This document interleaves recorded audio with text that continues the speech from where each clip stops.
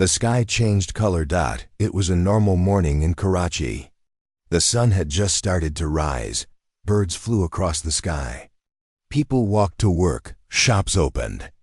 Everything was peaceful. Then, at exactly 7:12 a.m., the sky turned red, not the soft red of sunrise. No. It was dark, angry, a deep red with black streaks. Like the sky was bleeding. People looked up confused. Some thought it was a weather event. Others thought it was a solar flare. They were wrong. A sound followed, a low hum.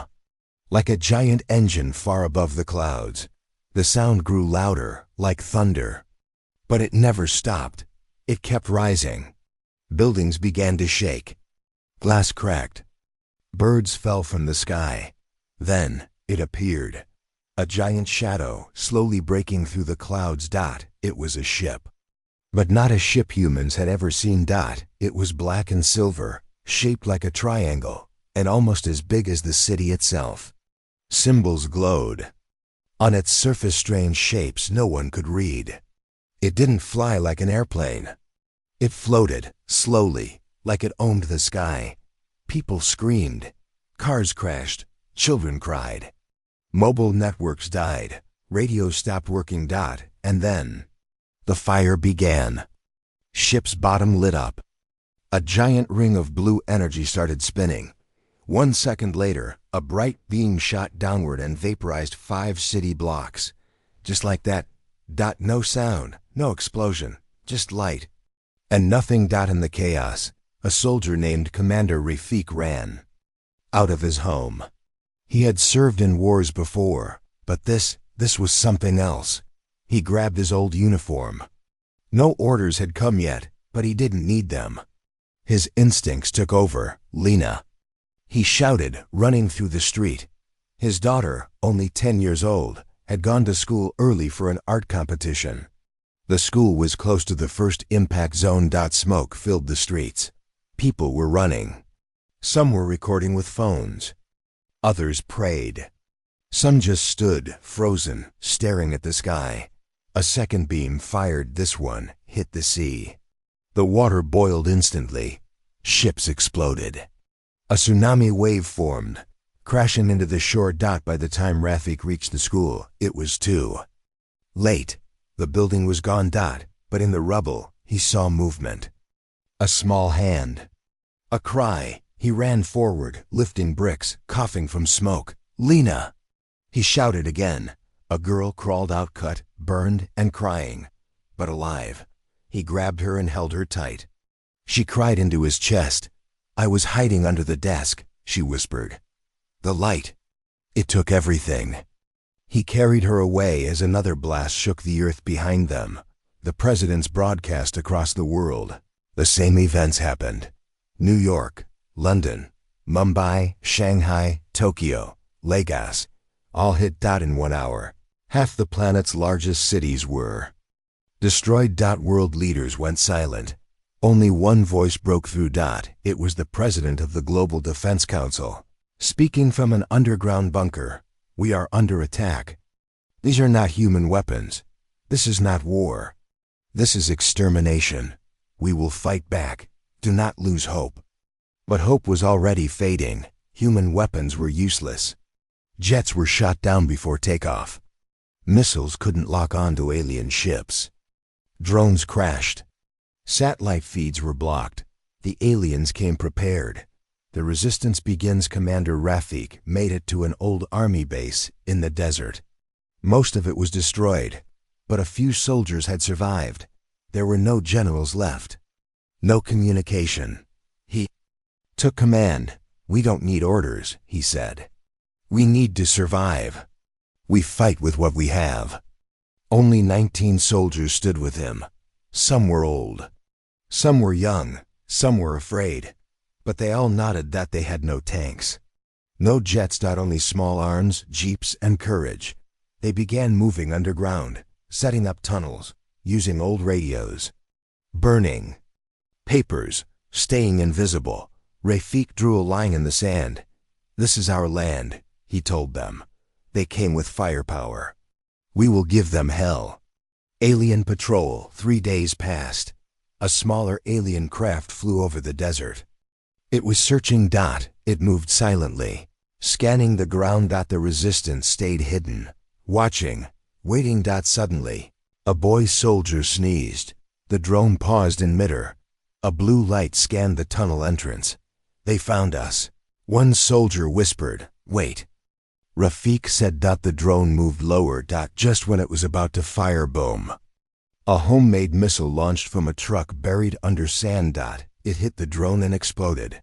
The drone crashed, shaking the ground. Dust flew in every direction, but part of it was still intact. The resistance ran out and surrounded the wreckage. One soldier reached for a glowing weapon still connected to the drone. "Wait!" Rafik shouted. It might be a trap. But the weapon didn't react. It was cold, dead. The soldier held it up. It was unlike anything they had seen. No barrel, no trigger. Just a small orb and a handle. "Let's take it back," Rafik said. Hacker girl in a nearby mountain village. A 16-year-old girl named Aiza lived with her uncle. She had always been different, quiet, always building things. Radios, drones, even hacked satellites. Her uncle called her Crazy Aiza. But now, her skills were needed. Rafik brought the alien weapon to her. "Can you open it?" he asked. She studied it, touched it, plugged wires into it. "Watch the blinking lights. It's not a weapon," she said finally. "It's a translator for signals." "Signals?" "They're listening," she said. "To everything." She showed them a screen. Lines of alien code flashed. Then, slowly, words appeared in English. "Human resistance detected. Cleanse Zone 43. Zone 43 is this desert," Rafik said. "They're coming." The message Arafik sent a runner to deliver a warning to other groups. But before the runner left, Aiza gave him something, a strange signal she had decoded. "It's a weak spot," she said. "Their armor has one flaw. This might help." The runner left in the night.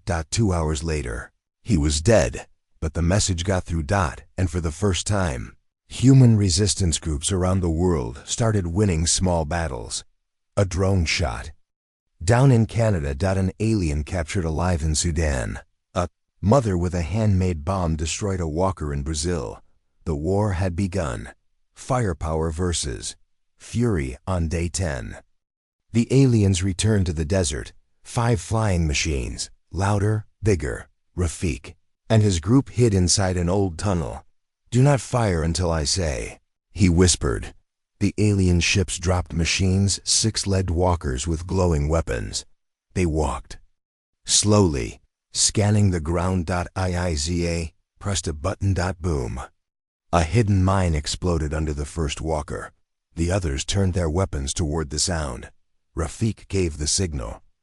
Guns fired. Bullets bounced. But then, one of the alien machines slowed down. Aiza hacked into its signal using the device. The machine stopped moving. Then, it turned toward the other alien machines and fired. The battle was quick. The resistance used sand, smoke, and speed. Only one human was lost. All alien walkers were destroyed. Rafik stood over the battlefield, dust blowing through his hair. He looked up at the red sky. "They think we're weak," he said. "Let them think that." He looked at Aiza. "Can you do it again?" She smiled. "Next time, I can do more." The end of the beginning. Far above Earth, inside the alien mothership, a tall figure stood before a large screen. A voice spoke. "In a strange language, one of the human tribes is adapting." "That is unexpected," another replied. "Shall we erase them?" The tall figure stared at the screen showing Earth's surface. "No," it said. "Let them fight." "Why?" "Because if they win, they will become something worse than us." Smoke still rose from the desert battlefield. Pieces of alien machines lay scattered like broken statues. Blue liquid, their version of blood, leaked from cracked armor. It sizzled when it touched the sand.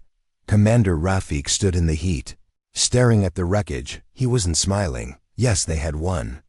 But it felt small, weak because in the sky above them, more shadows were forming. Bigger ones. And he knew. This was just the beginning. One gun, one heart at the camp. Aiza sat cross-legged, the alien translator in her lap. Wires, solar cells, and a half-open laptop surrounded her. She hadn't slept in 2 days. Can you really use this to fight them? Rafik asked. She nodded slowly. I can listen. I can interrupt. But I can't break their language completely. It's too advanced. It's like, they don't just talk. They think together. What do you mean? Their machines are part of them, like an arm, a leg. They don't pilot their ships. They are the ships. Rafik looked at the boy standing nearby. He was no older than 17, holding a rusted rifle. No armor, no helmet, and we're sending kids to fight machines. We don't need better guns, Aiza said. We need smarter minds and brave hearts. Rafik looked back at the boy. He nodded once. We have both. The trapped convoy that evening, a message came from a survivor in the south. A convoy of trucks carrying food and fuel had been trapped near an abandoned oil station. They were surrounded by alien patrols flying drones and groundwalkers. The resistance needed that convoy. Without it, they would starve. Or worse, move to the cities where the aliens had already turned buildings into burning graves. Rafik gathered his team. We have no tanks, no planes, but we have sand, shadows, and guts. Aiza stayed behind to guide them using hijacked signals. The team left on foot. 15 soldiers, all wearing rags over their faces, all carrying old weapons and homemade explosives. They reached the convoy before sunrise. At the ambush, the trapped convoy was hiding between rocky hills. 5 trucks. 1 damaged, drivers scared. Low on water. 3 alien drones circled above, watching, waiting. Below, 2 alien walkers stood like statues, each with 4 legs and twin plasma guns. Rafik climbed up a ridge and watched through binoculars. They don't attack because they know we can't run, he whispered. Then we give them a reason to attack, said an older fighter beside him. How? By pretending to win. The decoy plan. They split into 2 groups. One group ran toward the far hills, waving weapons and shouting. The drones reacted instantly, chasing the fighters, who were actually carrying no bullets at all. The walkers turned as well, but only for a moment. Rafik's real team was already crawling underneath them, through broken pipes and sand channels. One soldier slipped a sticky bomb under a leg joint. Another climbed a rock and waited for the signal. Rafik took a deep breath. He stood up, out in the open. The walkers turned toward him. Boom! The bomb exploded. One walker's leg twisted, falling sideways like a dead tree. The second walker fired, but hit only rocks and sand. Then came the surprise. The truck drivers themselves jumped from the hills, holding smoke bombs and flares. They weren't soldiers, but they fought. One driver climbed into the leg of a walker and stabbed wires with a knife. It shut down. Instantly. Small victory. Big message. They had saved the convoy. They had destroyed 2 walkers and 3 drones. No one expected that. Not even Rafik. But something more important happened. One of the alien drones didn't just crash, it stayed alive. Its core flickered. Aiza, back at base, received the signal. She smiled. They left a door open, she whispered. Time to walk through. Aiza's discovery. For hours, Aiza worked on the drone's signal. She found strange patterns, waves and pulses that reminded her of music. She tried matching them with brain waves, heartbeat rhythms, even city electrical grids. Then something clicked. The alien machines were copying human signals to find us. Every phone, every car engine, every microwave. They were all beacons to the aliens. She sent a message to Rafik. They're not tracking us. We're tracking ourselves, and they're just listening. He read it and immediately gave the order. Kill the power, all of it. The blackout zone for the next 48 hours. The resistance camp went dark. No lights, no radios, no drones. Number. Batteries. People whispered instead of speaking. Fires were buried underground. The camp looked dead, and that's why it survived. An alien scout passed overhead. It didn't stop, didn't scan, didn't even slow down. Aiza was right. The machines needed our noise. Silence was their weakness. The desperate city, while the resistance survived. In silence, the big cities screamed. Lahore, Delhi, Cairo, Rio. All tried to fight back using tanks, missiles, jets. Nothing worked. Alien motherships floated high above the cities, firing beams and bombs. Millions died. People blamed their leaders. Some gave up, others ran, but a few started to fight like Rafik. From shadows. With stones, knives, and courage. The prisoners. One night, a truck arrived at Rafik's camp. Inside were 6 humans rescued from an alien prison tower near Gwadar port. Were scientists, soldiers, and one was just a teenager. They looked sick, thin, weak, but one of them carried something important, a small black cube. "What's this?" Rafik asked. The scientist replied, "It's what they're afraid of." The cube's secreteza examined the cube. It wasn't alien. It was human tech. A prototype stolen months before the invasion. Inside was a message, a video. A government scientist, looking tired, said, "If you're seeing this, it means the enemy arrived before we were ready. They're not here to take over. They're here to stop us. Stop us from reaching what they fear most, evolution." She paused, then added, "We were close, too close, faster learning, faster healing." The next generation of human DNA was about to change everything. They saw it coming. The video ended. Aiza stared at the screen. "They didn't come to rule us," she said softly. "They came to stop us." Rafik clenched his fists. "They're afraid." New Order Srafik stood before the camp. He looked at every face, young, old, man, woman. "You heard the truth," he said. "We were growing too fast. Smarter, stronger. That's why they came." He lifted the alien gun they captured in part. "1.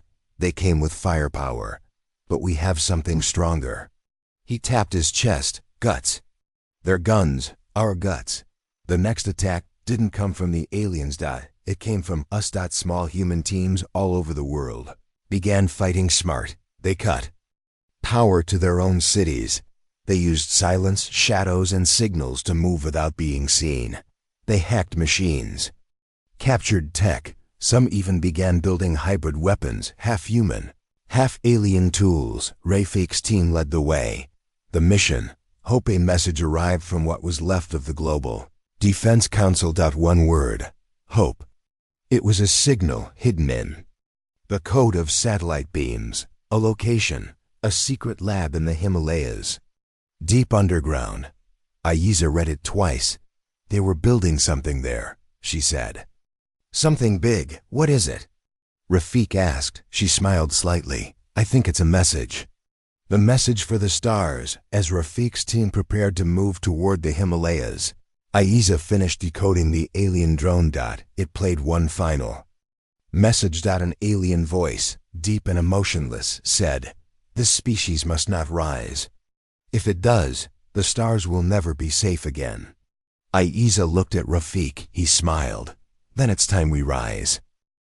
The wind blew cold across the Himalayas. Snow fell slowly.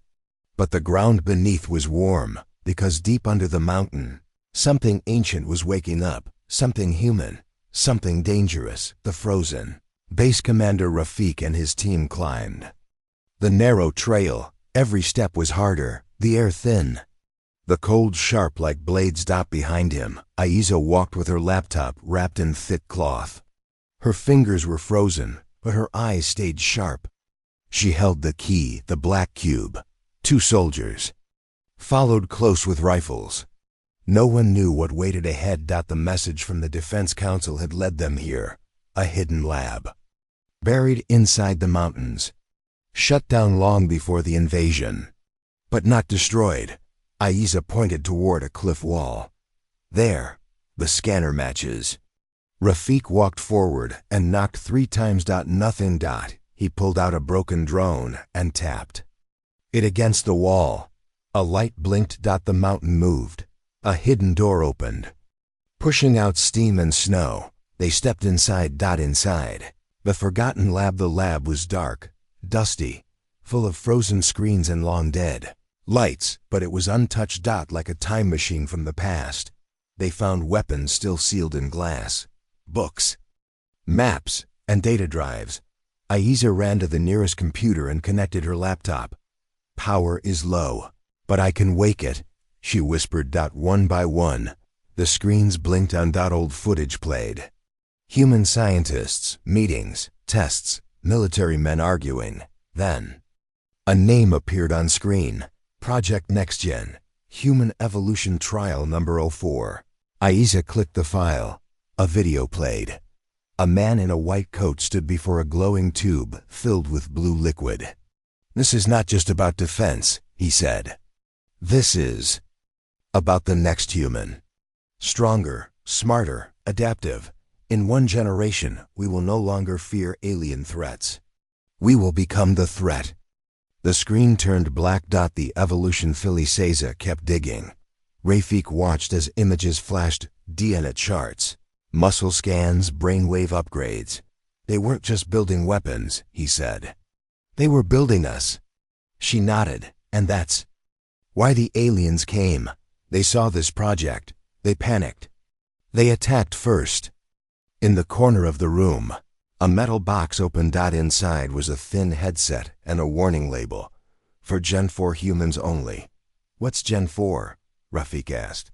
Aiza's voice dropped. That's what they feared. That's what I am. Aiza's secret. She sat on the ground holding the headset. I always felt different, she said softly. I learned faster. I solved problems without help. My uncle used to call me weird. Rafik stepped closer. You're saying you're part of this project? She nodded. I was part of a quiet test group. We didn't know what we were. Just that we were smarter. She put the headset on. Her eyes rolled back for a second, then opened, glowing faint blue. I can see their code now, she whispered. I can read their language. Rafik's heart beat faster. What does it say? She looked at the screen. And read the alien message. Do not let the Gen 4 South rise. Kill them first. Burn the planet if needed. Signals from the sky back at the desert base. The other resistance fighters received a warning. A new alien ship had entered Earth's orbit, bigger than before. A war fortress. It sent one message to all human channels. Surrender the evolution project, or Earth will burn completely. People were scared. Some leaders considered surrendering. Others blamed the resistance. Rafik's voice came through a secure line. We don't surrender. We survive. We adapt. We fight. The enemy within. That night, while Aiza slept in the lab, Rafik found a strange message hidden in the files. A scientist log, marked classified. He played it alone. One of the test subjects has broken protocol. She hacked our system from age 12. If she falls into the wrong hands, she could unlock alien tech and maybe worse.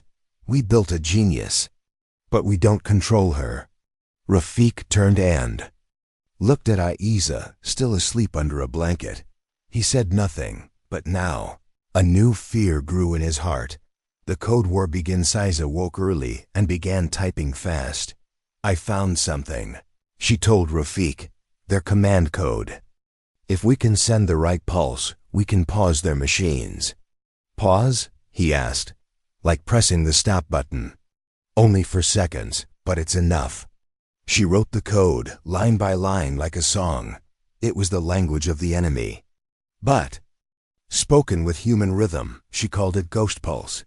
Then she tested it. The first test in the desert. The resistance captured a small alien scout machine. They tied it down, covered its weapons, Aiza sent the ghost pulse. The machine froze instantly. Its lights dimmed. Its weapons powered off. 10 seconds later, REBOOTD. But it was too late. The resistance had already placed a bomb under it. Boom. The team cheered. Rafik watched silently. He knew the war had changed. Now, they had more than guns. They had code. The hacker war all over the world. Resistance cells learned to use ghost pulse. Some used radios. Others used hacked satellites. Aiza taught them through old-school text, files and floppy drives. The aliens were confused. Their machines froze mid-battle. Their walkers stopped walking. Their drones spun in the air, lost for the first time since the invasion. The aliens stepped back. The price of progress, but power has a price. One day, while sending ghost pulse to a nearby battlefield, Aiza collapsed. Her nose bled. Her hands shook.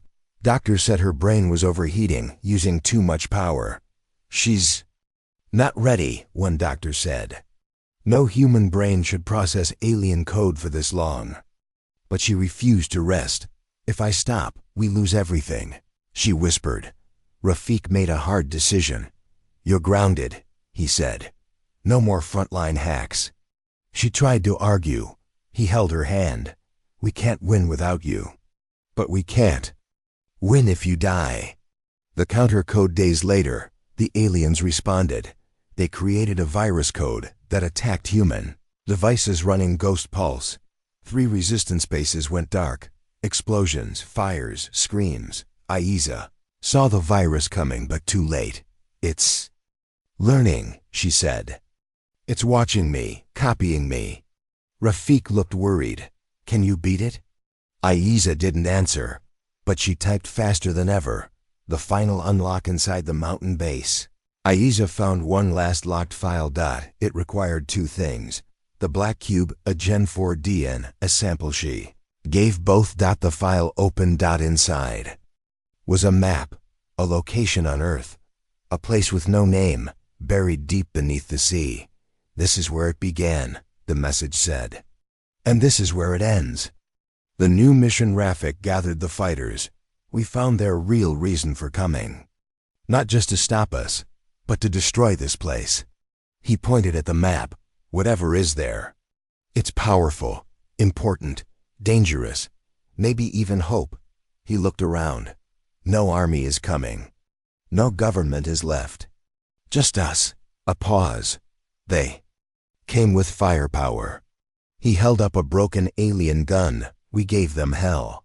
Then he looked at Aiza. Now we give them a reason to fear us. The resistance camp felt different now. The wind whispered through dry branches, carrying the scent of smoke and fear. Commander Rafik sat quietly, watching the sun set behind the rocky hills. The war was changing. The aliens were losing ground. But something else was breaking their strength, something much worse. The first SciNet started small. Messages intercepted from alien communications showed strange patterns. Some resistance plans were known before they happened. Soldiers reported strange feelings, like their thoughts were not their own. Equipment was sabotaged. Supplies went missing. At first, no one believed it. But when a scouting team vanished without a trace, the camp grew silent. Rafik called a meeting. We have a traitor, he said plainly. The room filled with gasps. Some looked shocked. Others already had suspicions. The shadow of doubt. Rafik looked at every face. He saw fear. He saw anger. But mostly he saw confusion. How can we find this traitor? Asked a young soldier. Rafik stood. We watch, we listen. We wait. He knew trust was fragile now, and without trust, the resistance would crumble. Aiza's warning that night. Aiza approached Rafik. I found something, she said, eyes wide. She showed him a hacked alien data file. The aliens use mind control, she explained. It's not just machines. They can control weak humans too. Rafik frowned. So the traitor might be controlled? Or worse, someone working for them willingly. He nodded. Then we have no choice. The test. Rafik ordered a secret test. Every member of the camp was watched carefully. 2 soldiers were given false plans. Only one version was leaked out the next day. The aliens attacked where the false plan said. Rafik smiled grimly. We found them. The hunt begins. The traitor could be anyone. An old friend. A brave fighter. Even someone close to lower AFIQ. No. One was safe. Every step became dangerous. Every whisper a threat. Suspicions and accusations, tensions grew. A man named Javed, once Rafik's trusted lieutenant, began acting strange. He avoided meetings. He asked questions about Aza's work. He disappeared for hours. One night, a young soldier saw Javed speaking quietly with a shadow outside the camp. Confrontation. Rafik followed Javed the next day.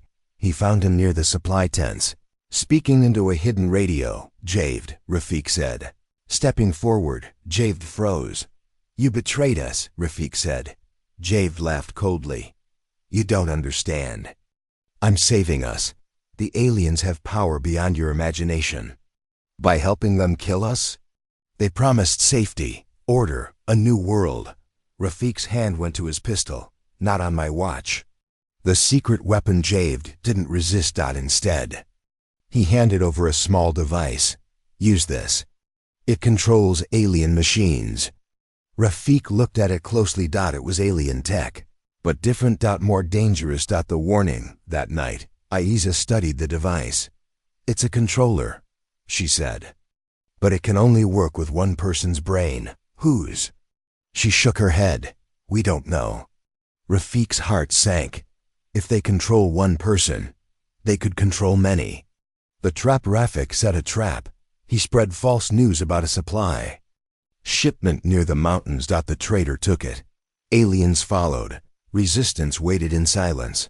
When the traitor's group arrived, they were surrounded. Javed's eyes burned with anger, but before he could fight, a pulse went out. The alien machines froze. Rafik's soldiers attacked. The truth revealed in the fight. Javed screamed. You don't understand. They made me do it. Rafik paused. Who? Javed's voice broke. The commander. Rafik's blood ran cold. The real commander news spread fast. A second commander had appeared. One who was not human. An alien disguised as a leader. He had been guiding the resistance, feeding information to the aliens. His plan was to break humanity from within. A race against Timur. Rafik knew the fight was not just outside the camp. It was inside. The real commander was smart. Invisible. Deadly. Aza's breakthroughs. A worked day and night. She hacked alien signals. She found traces of the fake commander's communication. She sent a warning.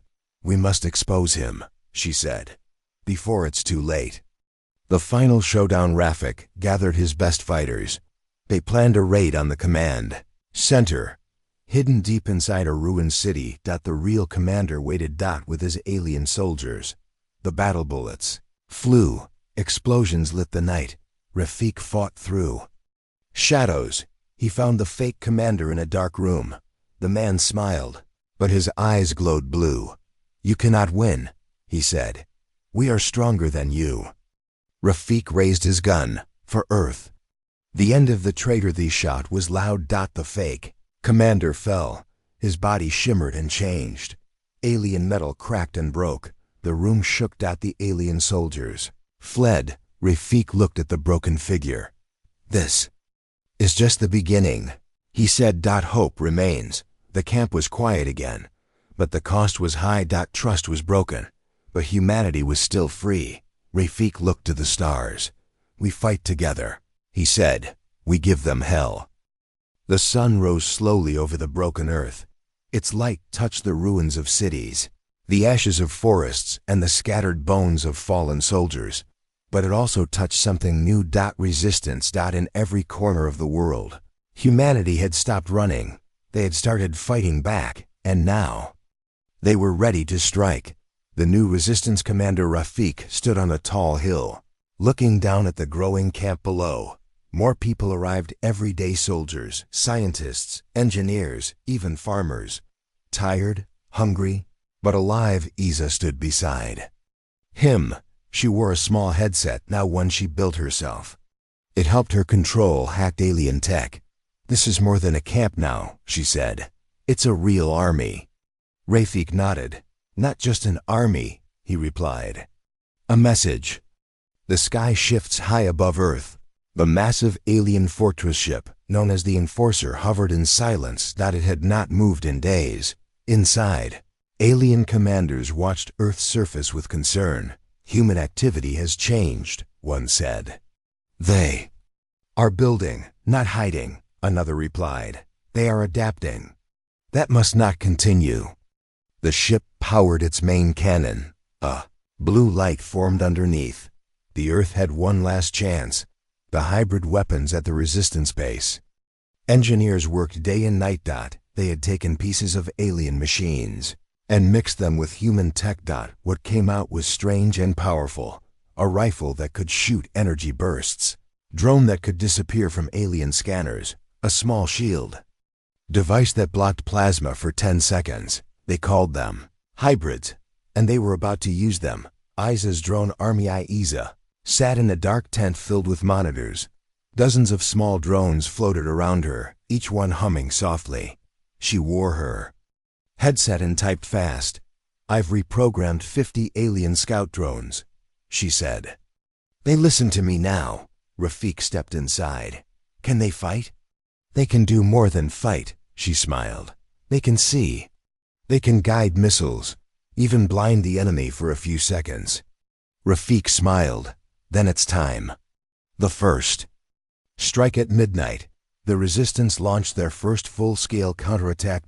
In South America, a team of rebels used hybrid weapons to destroy an alien power tower. In Africa, hidden fighters launched missiles made from scavenged alien parts. In Europe, underground groups hacked a mothership scanner system and crashed 3 enemy ships into a mountain.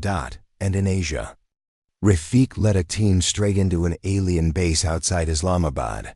The battle at Islamabad base, the alien base, looked like a dark temple built from metal and glowing stone. 6 towers guarded the entrance. 2 alien walkers patrolled outside. Rafik's team split into 3 groups. Isa sat far away on a cliff, watching through drone cameras. "Go now," she said. Group 1 threw smoke bombs and ran toward the base. The walkers turned and fired. Group 2 came from behind, placing charges near the tower legs. Group 3, Rafik's group, slipped inside through a hidden tunnel. Inside, alien machines buzzed and blinked. Rafik whispered, "Plant the bomb near the power core." The team worked fast. Suddenly, alarms screamed. Blue lights flashed. They had been detected. A battle began. Plasma blasts tore through the air. Rafik fired his hybrid rifle, hitting 2 enemies in seconds. Outside, Isa used her drones to blind the towers for 15 seconds. It was just enough. The charges exploded. The entire base shook. Flames rose from the towers. The sky lit up. A message to the world. The resistance recorded the victory and sent it to every hidden human channel on Earth. People watched on broken TVs, phones, and projectors. For the first time, they saw something they had not seen since the war began. Hope. Children smiled. Old fighters cried. And somewhere deep under rubble, a small group of trapped survivors whispered the words, "They gave us hell." The alien response back on the alien fortress ship. The commanders were silent. One slammed his clawed hand on the table. "They should not be winning," he growled. Another answered, "Their evolution is faster than we thought." A third, older alien, spoke calmly, "If we do not end this now, they will become what we feared." They activated a new plan. Project Cleanse. The countdown begins. The alien ship moved into new position. Voice echoed through all resistance signals. "This is your final warning. Surrender the Gen 4 or Earth will be cleansed in fire." Isa listened. "They mean me," she whispered. Rafik stood beside her. "They'll burn the whole planet to stop one girl." "Then I should go," Isa said. "No," Rafik replied. "You're not alone.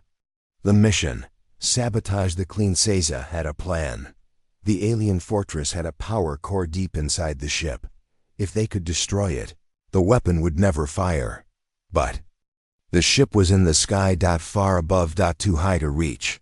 Unless we take their tech, she said.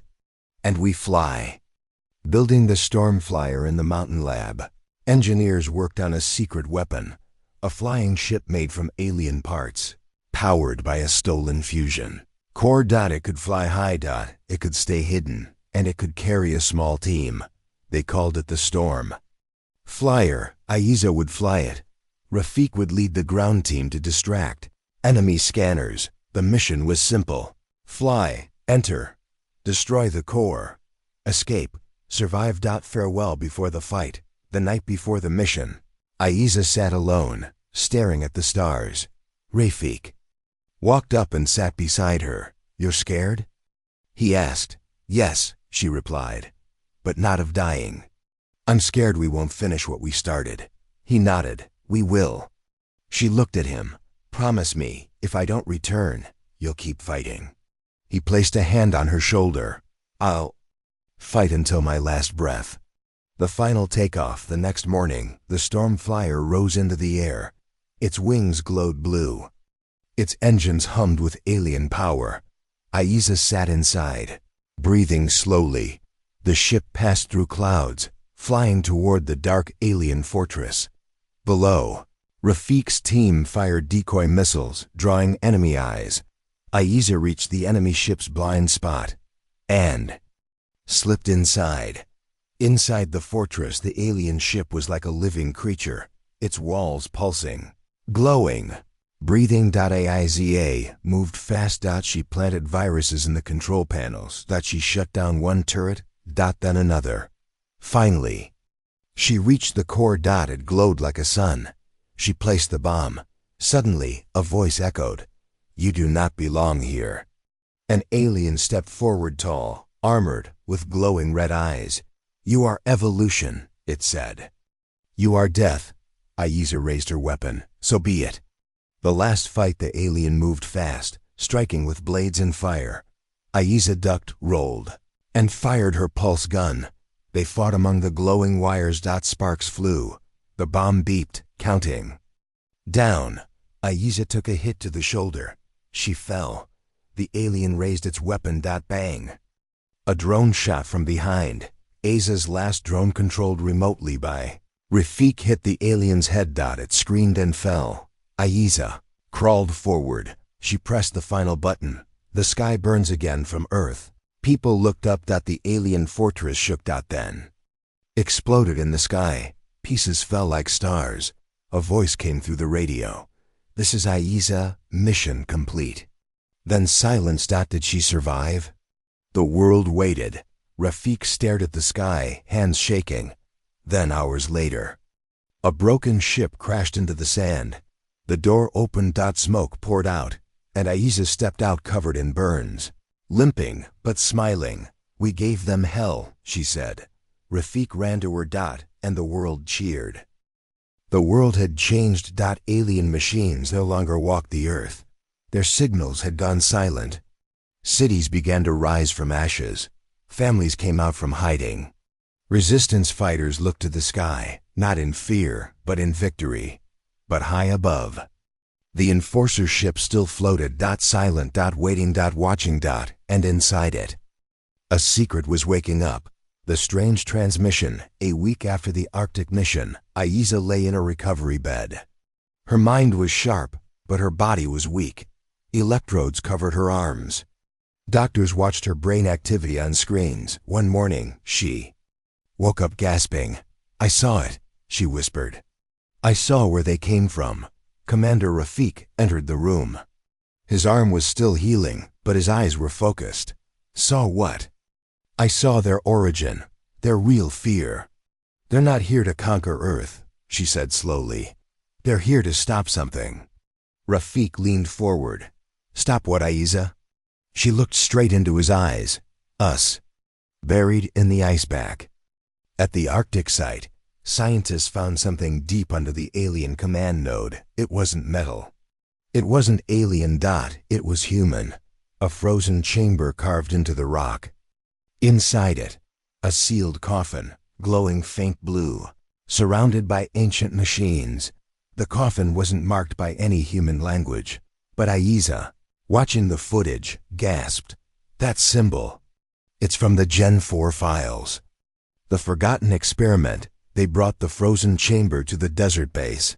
Aiza studied it day and night.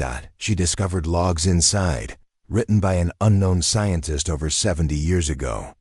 "This is Subject Zero," the log said. "The first human to bond with alien technology at the genetic level. She is not a soldier. She is the next phase of life." Rafik read the next part aloud. "We locked her away. The world was not ready for her, but they will be one day." The sleeper Wakasiza managed to bypass the coffin's security lock. Steam hissed out.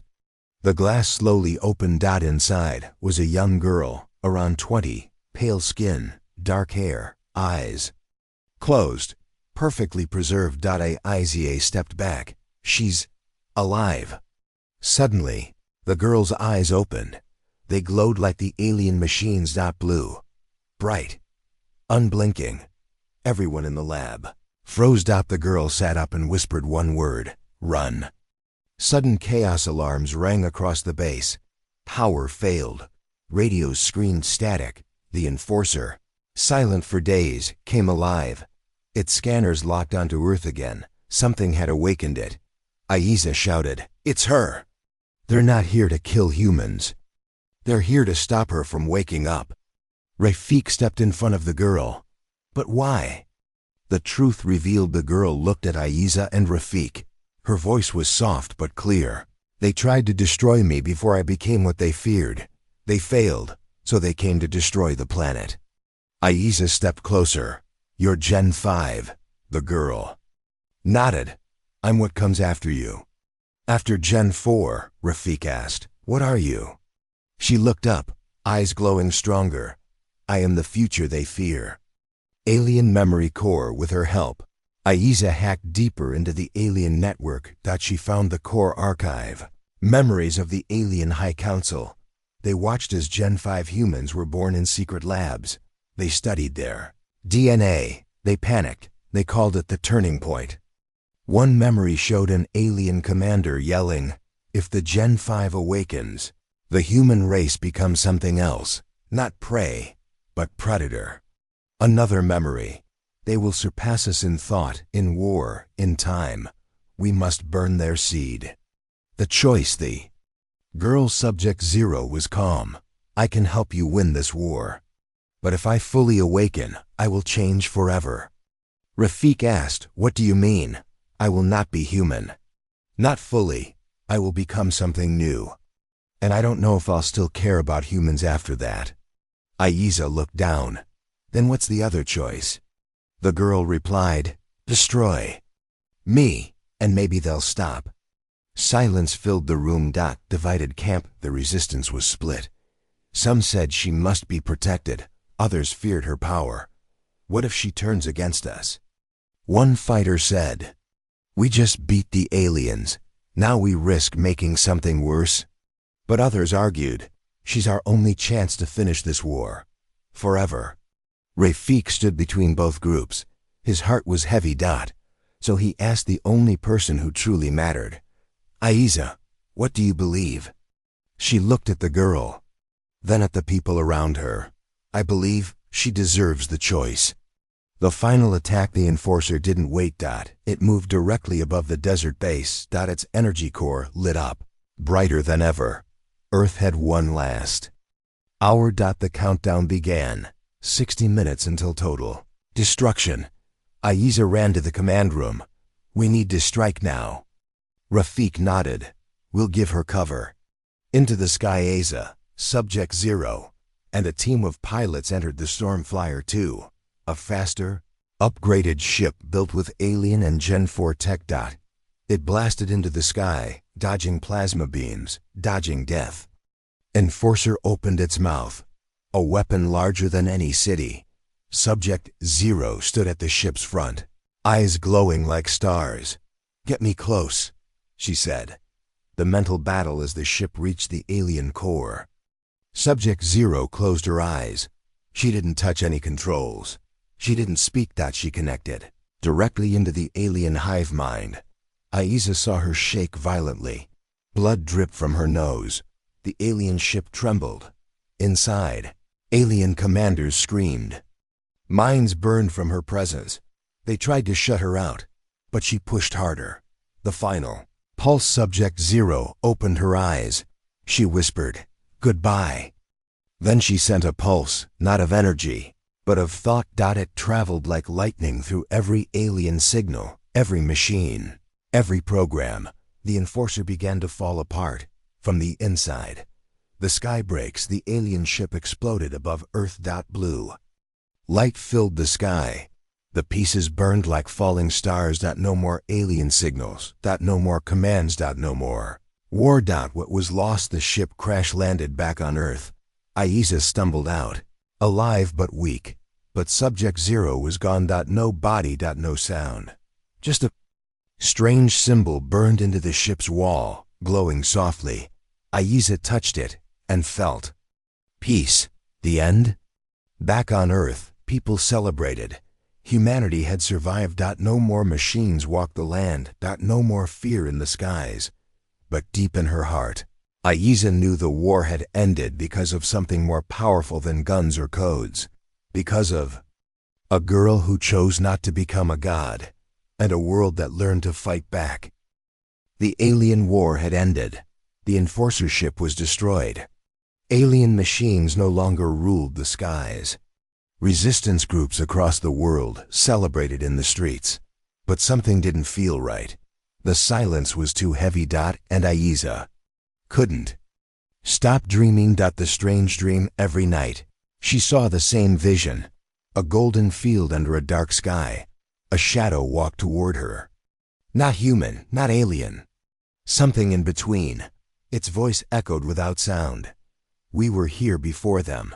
Before the aliens. Before you. Now we wake." She always woke with her heart racing, and one question in her mind: what comes after the war? Voices from the Earth. One morning, a strange signal came from deep under the Sahara Desert.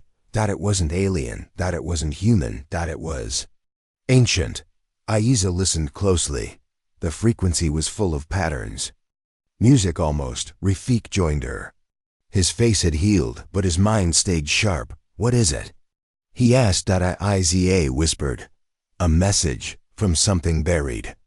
Journey to the Sahara. Aiza, Rafik, and a small team packed their supplies and left. For the Sahara. The desert stretched endlessly. Red sand. Blinding sun. Empty silence. But on the sixth night, something pulsed beneath the ground. Aiza's scanner lit up. They found a massive stone door half buried in sand. Untouched by time. Symbols covered it. Not alien. Not any human language, but somehow Aiza could read it. "Here sleep the first ones." The underground world. They opened the door. A staircase led them down and down. Into darkness. The air was warm, electric, alive. They entered a giant chamber carved from black stone. The walls moved like they were breathing, and in the center stood 6 giant statues. Not gods, not aliens, something in between. Each one was different, some with wings, some with 4 arms, some with glowing eyes. One of the statues looked exactly like Subject Zero. The memory vault at the far wall. A glowing crystal floated above a stone table. Aiza touched it, and her mind was flooded with visions. A time before Earth was Earth, when beings of power walked the land. They shaped mountains. They guided stars. But when they saw what humans would become, they left. Sleeping, waiting, watching. Are these the ones the aliens feared? Aiza nodded slowly. They're the real reason. The truth about humanity, the memory showed more. Humans were not born small and weak. They were designed, shaped by these ancient beings to one day reach their level. Gen 1, Gen 2. Each generation was just one step closer to God. And Gen 5? Gen 5 was the final key. Subject 0 wasn't a mistake. She was a signal. A sign that the first one should wake. A dangerous discovery the moment Aiza touched the crystal. The statues began to glow. Energy filled the chamber. The sky above cracked with thunder. Deep voice echoed through the room. The seed has bloomed. The time has come. We walk once more. The awakening one of the statues moved. Its stone skin broke. From inside stepped a figure, tall, glowing, eyes bright as stars. He looked at Aiza. Child of code and blood, he said. You called us. The others began to wake. Each statue cracked open, releasing a being older than memory. Rafik raised his weapon. Are you friend or enemy? The glowing figure smiled. We are both. Aiza's transformation as they spoke. Aiza fell to her knees. Her head pounded. Her skin shimmered. Something inside her was changing. The first ones watched. She is becoming, one said. Faster than expected. Rafik tried to help her, but a voice stopped him. She must finish the change alone. Visions of the future inside her mind. Aiza saw the future. Cities floating in the sky. Humans living on other worlds. A universe filled with light. But also a warning. She saw a war. Not with aliens, but with humans who refused the change. Fearful of becoming more than human. Fearful of becoming gods. The choice of the first ones. The first ones gathered around Aiza. You are the bridge. They told her, you must lead the next step. Or stop it. Aiza opened her eyes. She was glowing now, not just in body, but in presence. She was no longer just human. But she still had her heart. And she spoke clearly. I won't lead anyone into becoming gods. Not by force, not with fear. The first ones looked at her in silence. Then they nodded. You have chosen balance. Leaving the chamber, the first ones did not return to the world above. They returned to sleep. Only one remained outside. The glowing figure who had first spoken. He followed Aiza and Rafik back to the surface. I will walk among your kind, he said. Not as ruler, as student. Rafik stared at him. To learn from us? The figure smiled. To see if your world is ready. News across the globe when Aiza and her team returned. The world had changed again. Sky signals had returned, but they were no longer alien. They were ours. People saw footage of Aiza glowing, of the statues, of the buried truth. Some were scared. Others called her a goddess. She denied it every time. I'm still Aiza, she said in interviews. I'm still human, just a little more. Fear spreads, but in secret places. Some leaders began to whisper, she's too powerful. She knows too much. What if she turns? And somewhere deep in a mountain bunker, an old general ordered a new project. Create a weapon. One that can kill a god. Peace or war. Rafik saw the signs. The next war wouldn't be against aliens. It would be among humans. Some wanted to evolve. Some wanted to stay the same. And some wanted control. Stood by Aiza as she gave her speech to the world. We are standing between two futures. One ruled by fear. One led by courage. I don't want to rule. I want a guide. The choice is yours. The world watches as the camera zoomed out. The world stood still. No one knew what tomorrow would bring. But one thing was certain. The age of fear was over. The age of change had begun. And now, gods walked among us. The world was at a crossroad. The war with aliens was over. But a new war was rising. One between the old and the new. Between fear and hope. Between those who wanted to stay human and those who embraced what they could become. The gathering storming.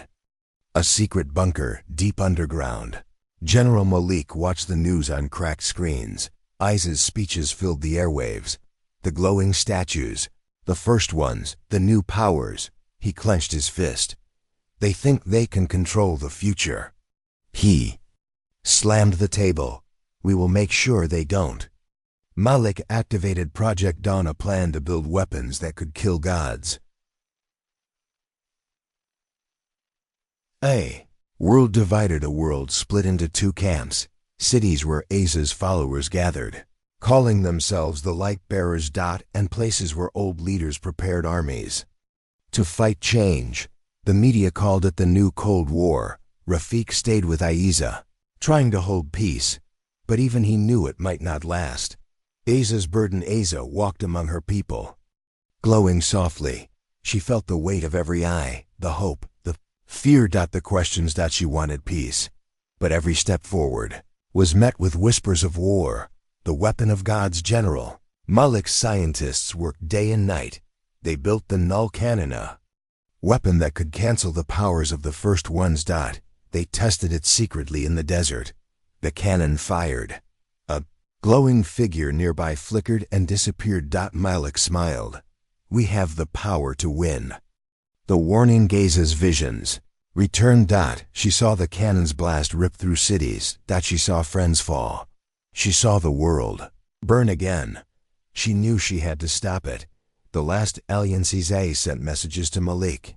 A chance for peace. Malik ignored her. Instead, he sent troops to take the city of New Dawn, the Light-Bearers' capital. The battle for New Dawn. The sky darkened. Missiles flew. Light and shadow clashed in the streets. Rafik led the defense. Hybrid weapons met old guns. The Null Cannon was fired. Aiza stood in the city center. She raised her hands. The cannon's blast stopped in mid-air. Her light pushed it back. But the fight had only just begun. Rafik's sacrifice during the battle. Malik's forces broke through the defenses. Rafik saw a missile heading toward Aiza. Without thinking, he jumped. The blast hit him. The world slowed. Aiza screamed. Rafik smiled weakly. Keep fighting. Aiza's fury. Rafik's sacrifice broke something inside Aiza. Her power flared like never before. She became a blazing light. She destroyed the Null Cannon. She stopped Malik's forces. She didn't kill Malik, but she warned him, stop this war, or lose everything. The New Dawn. The fighting stopped. Both sides tired. They looked at the sky and the ruined city. Aiza spoke. We can rebuild. We can change together. Malik lowered his weapon. The world took a breath. A new future. Months passed. The Light-Bearers and the old world joined hands. They rebuilt cities. They shared knowledge. Aiza helped teach people about the powers inside them, not to rule, but to grow. The last message. One night, Aiza stood under the stars. She spoke into a small device. To those who listen, the war is over, but the journey is just beginning. We are not just human. We are more, and that is our greatest strength. The final dawn. As the sun rose over a healed world, the people watched. No longer afraid. No longer divided. Ready for the future. The age of humans had ended. The age of something greater had begun. The end.